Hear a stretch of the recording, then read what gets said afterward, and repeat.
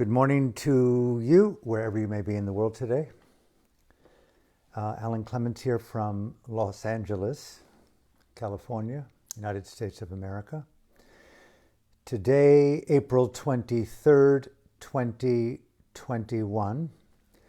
For those of you who are new, this is a new series of talks I've been giving based upon my newly released first novel, an autofictional dark satire about good and evil, deeply embedded in the Pali Buddhist word samsara, highly Dhammic, existential, Extinction, X-rated, which has two meanings, both the issue of extinction on an environmental human level and also on the word nibbana, the Pali Buddhist word that defines the extinction of greed, anger, and delusion. So thank you for tuning in wherever you may be in the world today. Today's sharing is, what is it?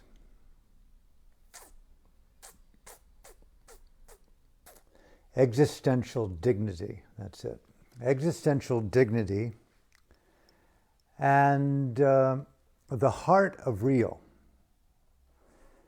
And these are important topics for me. I hope you can sit back and take some time, share this space with me and others that may be tuning in on this incredible day in the life of existence in this wild, crazy universe that we're embedded. Existential dignity, the deep importance for me, I use these words as living organisms, if you will, not final definitions of anything, but living organisms, and I see words very much like breathing entities that have their own evolving identity. The meaning of love obviously will mean something based upon our own understanding over a lifetime. There's an intrinsic poetry to words and to feelings and to emotions, and therein lies for me, when I speak about existential dignity and the heart of real, it's imbued with the Pali Buddhist words anicca, impermanence. Impermanence in the sense of a positive evolution of the meaning of language, so that words are not simply embedded in the already existing ecosystem of internalized definitions, and they have their own life based upon what we bring to them mindfully and creatively and through the adventure of discovery. How many of the words that we live can imbue the sacred, the wonderment, the astonishment, the epiphany, and embed equally into all of our words the possibility of an unconditional release from greed or fear or delusion, all the nuances of those particular states of mind, the nibbana snowflake forming and dissolving in this infinite space that we're in. So thank you for tuning in. Existential dignity. Dignity is a very important word for me. The ability to live in a certain degree of self-respect, not through accomplishment alone, but that too. One's demeanor, one's expression through thought, speech, and action. There's a type of intrinsic, mindful self-reflection on the quality of one's communication, one's thoughts, one's bodily posture. We have a certain stature or dignity. And I think there's something very important for me, more than mindfulness, is to associate, evolve over the years, how we embody the body of dignity. The way we walk, the way we move, the way we talk, the way we sit, the way we give, the way we touch, the way we think, the way we sleep and recline and wake up and dream. How well do we embody the quality of dignity and stature within the expression of that very elusive term for most people. And existential here is a deep, rooted and equally branches upward, inward, all throughout this totality of being, an existential respect, curiosity, a wonderment, a terror, obviously, that our lives and our perceptions are not simply predicated by the conditions of conditioning. That we have an increasingly deeper rooted respect, if you will, for that which precedes birth and that which exceeds death, the existential. A deep curiosity to our own dimensionality, the nuances and frontiers and discernible aspects of consciousness. I think this quality of existential, I would say it's fused with the Buddhist Pali word Dhamma, the lawfulness, the causality, if you will, within the existential rezone, the rootedness of our mind and body within eternity and time.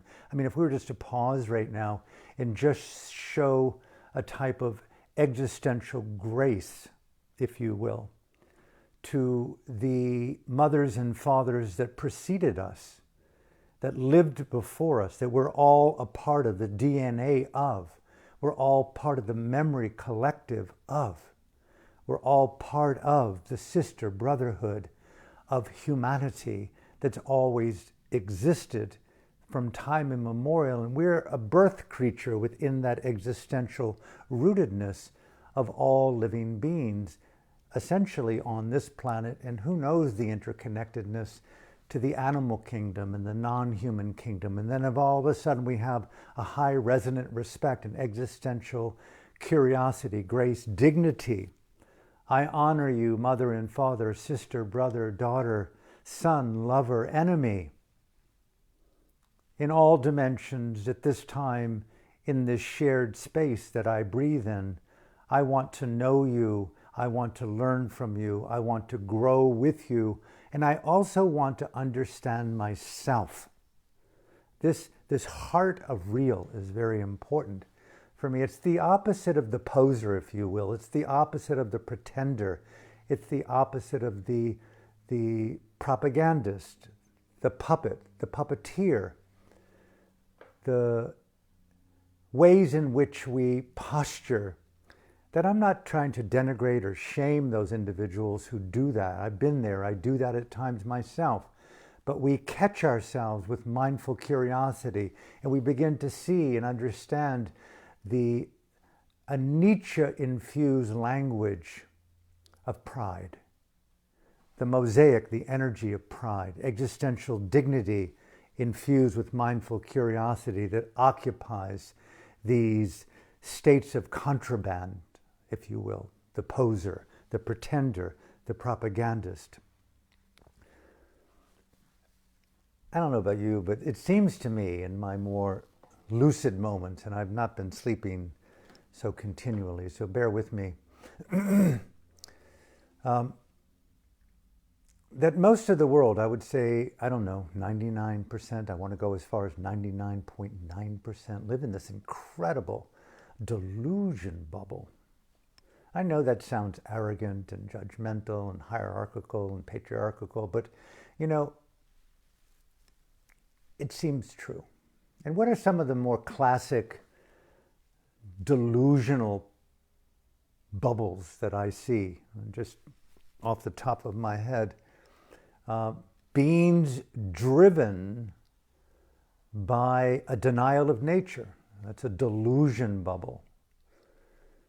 And it's amazing how so many humans, I know myself included a lot of the time, in the past at least, where nature and non-humans was essentially a place to walk through and bathe after, to live within but not abide too close to.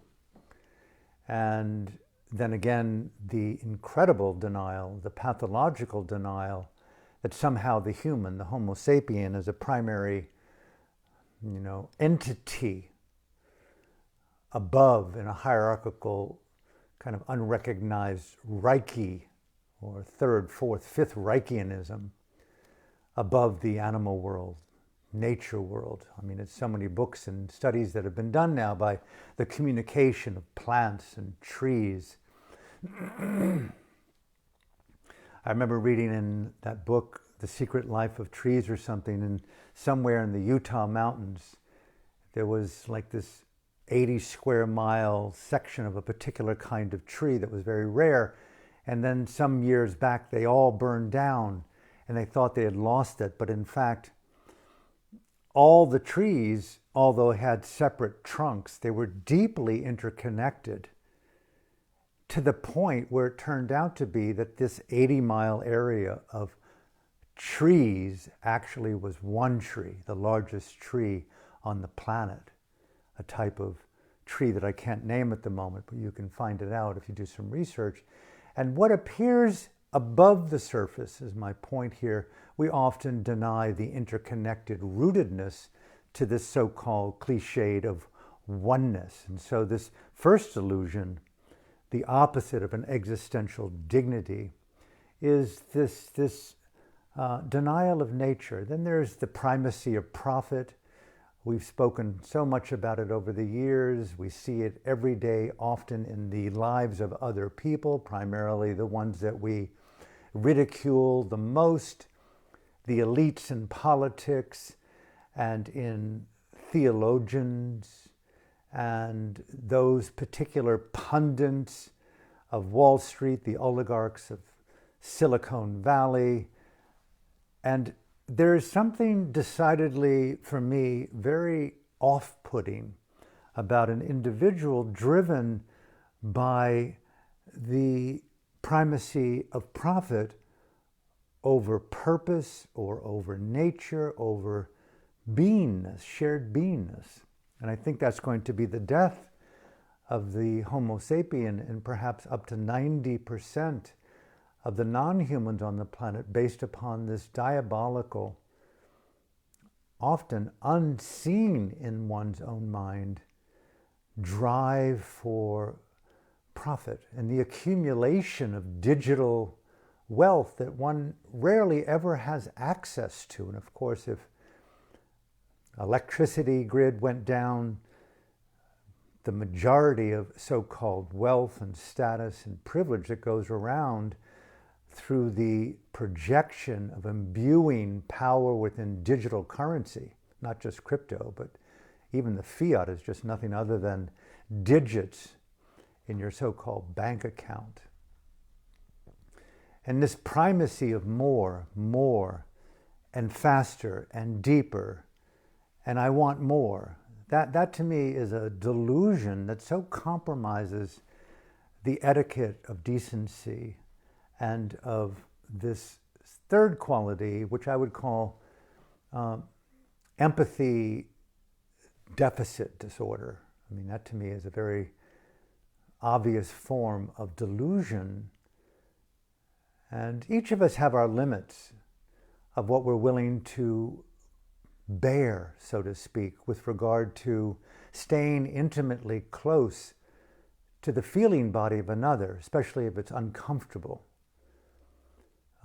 Especially if it's disagreeable, and especially if it's seen as somehow violating. It's one thing to have compassion for those bleeding who are voiceless. It's very rare to find an individual, I'm not saying that I'm among them, who has compassion or empathy for the enemy. That their behaviors, their patterns of speech, their protocols of evil, so to speak, are conditioned by the same DNA that we are a part of and inseparable of, identical to the tree in the high Utah mountains. Although burned to the ground and it grew back, it turned out to be not just interconnected trees of the similar species, but one tree with the same root system. And human life may very well be a one species, inseparable life form with just expressions like trunks that seem unique with leaves and flowers. And here we are sitting across from one another, and yet, although we are not only family, we are inseparably alive together. And the denial of empathy to support the life of ourselves and other as family, to me, is a very tragic delusion and the compromise of what I would say existential dignity. The ability of the human heart not just to be in real, but to be in truth and to be in empathy, to feel, to cuddle, to support, to touch, to say the obvious. We cannot be who we are. We cannot live without each other. And I think as that truth becomes more intimately accessible to our own soul, I think there's an innate relaxation of these predilections toward the denial of nature, the primacy of profit, and this thing called the empathy deficit disorder. And another one would be, I don't know how to put this, like, today in the world, I don't know about you, but I feel like there's the manufacturing through some deeper diabolical forces of control, manufacturing of catastrophes, manufacturing of just things that are normally called propaganda, that do not seem to have the best interest either of the majority of human life, non-humans, the empowerment and the sustainability of nature, and of course just simply the future of life. And there's something to do that's quite terrifying to me to see, like the Stockholm Syndrome, where individuals support the violator, that individuals, families, communities, nations that stood in alignment with the rise of white supremacy and the Third Reich. And we've seen this over and over again, how evil can become contagious, and one finds actually a newfound pseudo-dignity rooted in this delusional truth that persecution, denigration, slavery, and even genocide or ethnic cleansing is an appropriate response to other, and how we denigrate other, and the Stockholm Syndrome of how we worship and collude and participate in the very energy and people and systems and institutions that denigrate us. I mean, we have a Stockholm Syndrome with capitalism. We have a Stockholm Syndrome with the eating of meat. We have a Stockholm Syndrome with paying taxes. We're manufactured to be obedient to the ongoing persecution of voiceless third, fourth, and fifth nation people, so that we can not only rape their resources, but to denigrate them and to create conditions where they manufacture, like animals, like low-grade artificial intelligence, to do things for us to increase our so-called happiness by the ever-increasing insanity of urbanization, of modernization, and of course, coming back to the denial of nature, the denial of non-humans being on equal footing with us Homo sapiens. And so there's so many ways that we're unaware of ourselves, and I think this is where I'm coming to more and more as my days unfold, is the radical clarity, it seems like, is the collective delusion of most of the planet. And I don't even know how to even begin to address that at this point, other than my own little simple poetic way to just try to not collude with the daily doses of digital propaganda, and how easy it is to be unaware or unattentive to my own emotionality, losing fidelity to my own respect for the Holy Spirit, for my mindful intelligence, for my own emerging empathy, for my trust in love, for my trust in magic, for my love to dream. All those timeless qualities that I think are quite opposite than the denial of nature and the disorder of empathy. Without empathy, how can we feel and care for one another? It's a very sorrowful world to be in a relationship where your partner has little empathy for you. And to this last quality, I was thinking about it, I don't know if you know the word, Anastagnosia, difficult to pronounce. It must be a Latin word that points to, as I understand it, the inability of the individual to recognize her or his own inability. It's another way of looking at and talking about delusion. Delusion with eyes wide open, as I understand it through my experience and guides that I've studied with. You see something, but you see it wrongly. And so delusion has that component to have eyes and apparently mind wide open. And it has this false confidence associated with what you think, what you feel, what you perceive through the senses to be true and right. But through this quality of Anastagnosia, you don't really know that you are in lack. You don't know that you're in deficit with your understanding. You don't know that you're in delusion with what you think, feel, and say. And then, of course, how you go about behaving in your world through the ideology, the definitions, the language. It comes right back to language, doesn't it, and thoughts.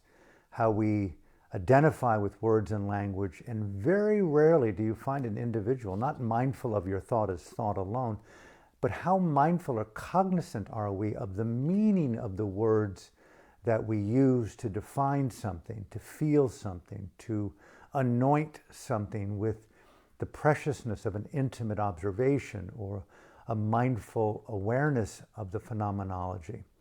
And so that's a very important point for me in embodying as practice, if you will, existential dignity, is the ability to know this Anastagnosia in oneself, this cultish quality that refuses to see, doesn't even recognize or even hear. The collusion is so thick and syrupy that you don't know you're a pretender.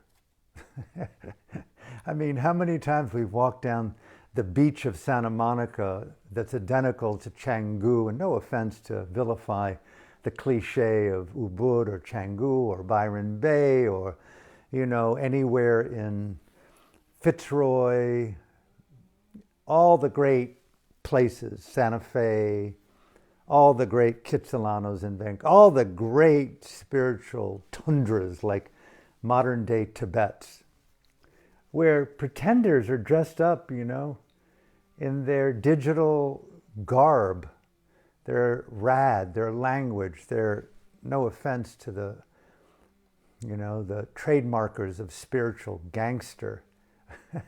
But there's just something so off when you smell, taste, touch, feel, associate with the influencer. I'm not taking them down because they've been successful, so to speak, in occupying digital mind space with other.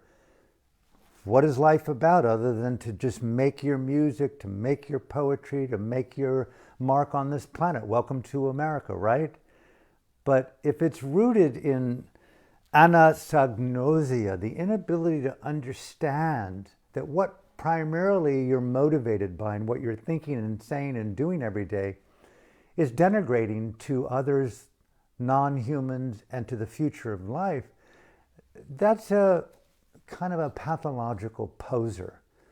I would say our presidents across the board, probably forever in a million years, seem to be rooted in posturing.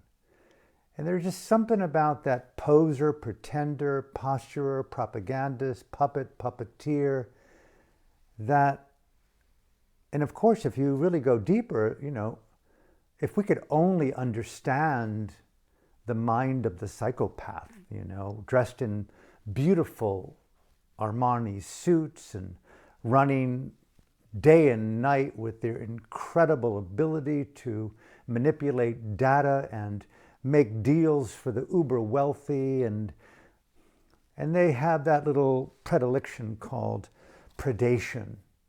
They got the Jeffrey Epstein syndrome stuck way down deep inside of that uber white wealth, in which there's a hierarchical, a kind of oligarchical collusion at the top. No conspiracy here with that. Who was Epstein in bed with the big buck men? I don't want to just repeat what I read in the newspapers and the tabloids, from the Clintons to the Andrews. How many were down there on Predation Island? And that's not nothing. The rape of a young girl is despicable, the sociopathy. What I'm pointing to here is Anastagnosia, is the psychopathy of those arms dealers out there, those sex traffickers out there. And it's the opposite. I bring this up because existential dignity is what's lacking. They have no seemingly regard. They're driven by these delusional narratives that sort of like define 99.9% of the planet.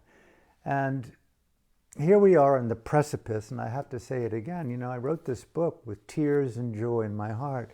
We're on the precipice, of catastrophic climate collapse. If you have the courage, I was mild on data and facts, but it's in there, how much sea level rise is already baked in. What's the possibility of a methane bomb going off on the poles underneath the tundras, and the calfates that are melting at levels that are unprecedented? Just, whoa, we're just at the tipping point, of catastrophic global death. It's called an extinction moment. And it's like, where in the hell do you place that recognition, shock, trauma? I had to write about it because I had to dive into it because it was just I felt for me personally, my existential duty to my own raison d'etre, to probe the information base that was defining most of my recognizable reality. And yes, I can smell the flowers, I can kiss the goddess, I can write a poem to the sun goddess, I can sleep and meditate. But yes, when we don't have disorders of empathy, yes, we have limitations, but the more that I feel, the more that I open my heart to real, just take the compassion filter off here as I come to the end. The heart of real. Wow. Wow, wow, wow. When I got involved in Dharma, when I got involved in meditation, when I got involved in yoga, I thought that there was the idealism, right? There is achievable states of insight. Yes, yes, yes. There are achievable states of wisdom. Yes, yes, yes. There are achievable states of enlightenment. Yes, yes, yes. You think that, yep, oh, no, false recognition, enlightenment disorder syndrome, degrees of awakening. Yes, yes, yes. And I realized that over time, like, whoa, overestimated my depth. I found a little bit after the fact that I've been living a little bit like things called a double life, and then it went into a triple life and a quadruple life. And the upside of it is it was so enjoyable to the integrity denial of walking your talk, right? And people who really get carried away with, denial of duplicity, faux awakening disorders, they put G's behind their name, GYI. No offense to the PhDs in the room, but it's often the Hindu equivalent of the Papa G, the Ganga G, the God G, the Goddess G. I mean, that's so insane to put like, I am the illustrious saint. I want to anoint myself with the G word. It's just so radically driven by a spiritual Anastagnosia for me. But the heart of real, there's something about that it just never stacked up. And the more and more authentic I've become, yes, I've still folded to state the obvious, but the more authentic I'm becoming, I would say there is the less certainty that I have about everything except this existential dignity, the willingness to look death in the eye and say, I'm taking a Dhamma cure up. Don't get too carried away. We have medical wisdom for a reason. We've got good nutrient for a reason. We've got radical doctors and surgeons and nurses for a reason. Embed yourself in reality, Alan. Don't get too carried away. In breath, out breath. Neither wish to live nor fear death. Always coming back to the ground of existential dignity. No one can take your dignity, I was told by hundreds of former political prisoners, primarily in the country of Burma. No one could take my dignity from me, Alan, unless I gave it to them. Existential dignity, against all odds of survival. Tortured, persecuted, being starved to death, denied visitation with family, no letters, no books, no newspapers. Yet, I know who I am to be rooted in my love of freedom that includes my persecutor, my enemy, the tyrant as well. That's, wow, the source of an anti-Anastagnosia state of mind. I know my ability, existential dignity. And it's something better than insight and wisdom and freedom. Freedom is so relative, isn't it? I mean, when we really tie freedom and responsibility together, how could we ever really feel free unless we really free the persecution of nature, free the persecution of non-humans, free the persecution of others that are voiceless? I mean, what a task that is. That's the Bodhisattva vow, right? In classical Buddhist terms, the most elegant of all vows, I think, in my humble world. So the heart of real, crumbling of ideals to the resurrection of authenticity as priority over I know.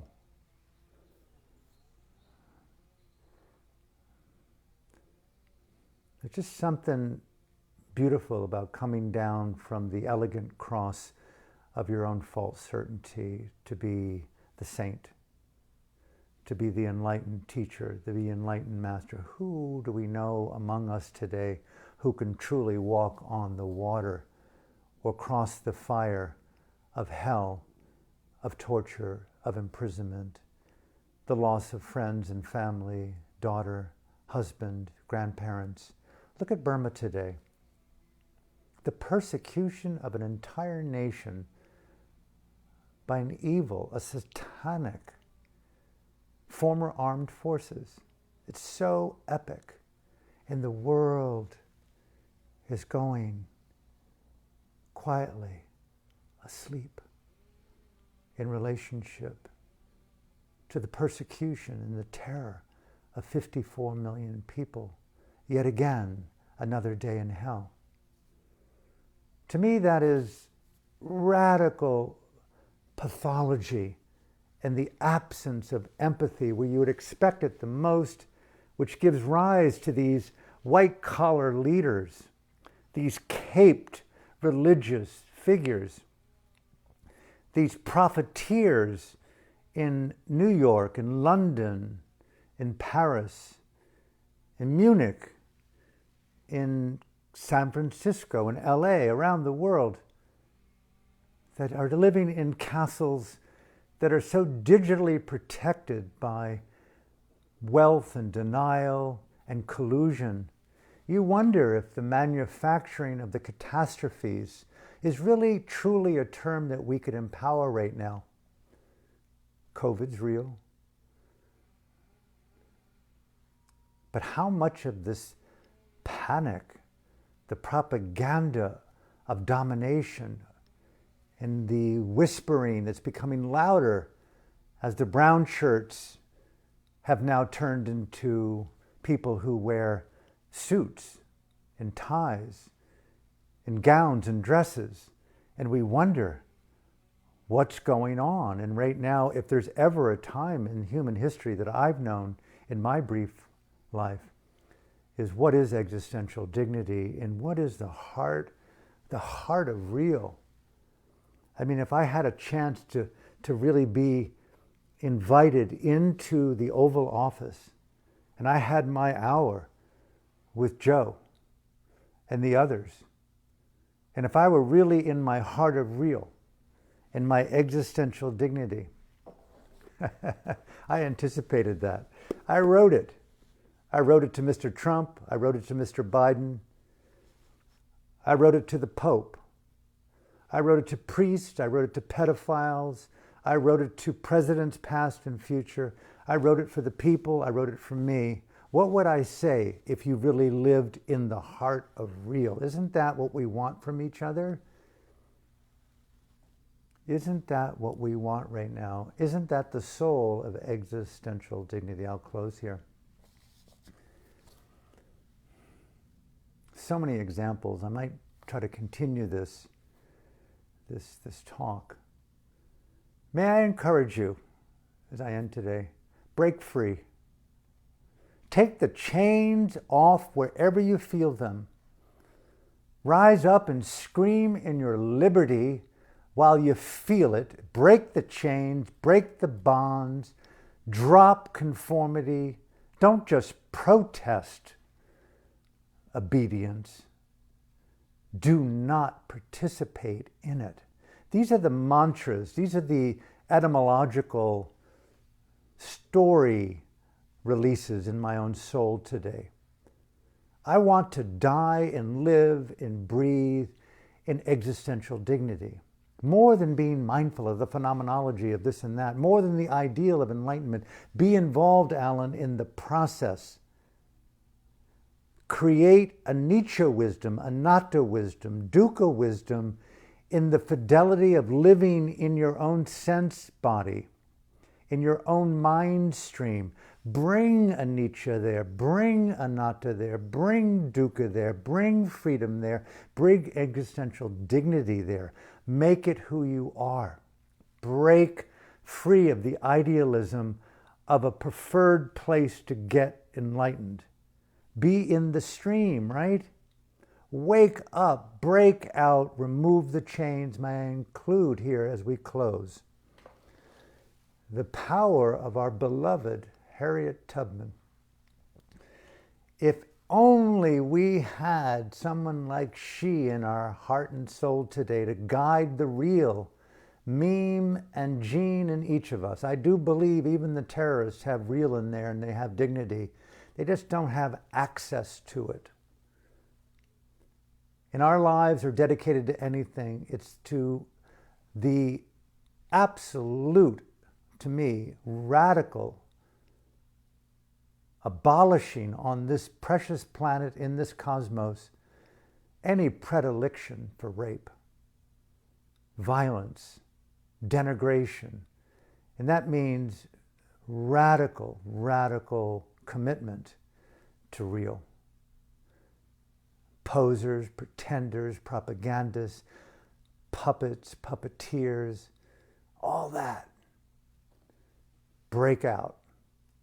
And Harriet Tubman, it was said, the Black American former woman incarcerated by the white supremacists on plantation gulags in Maryland, broke out, went to Canada,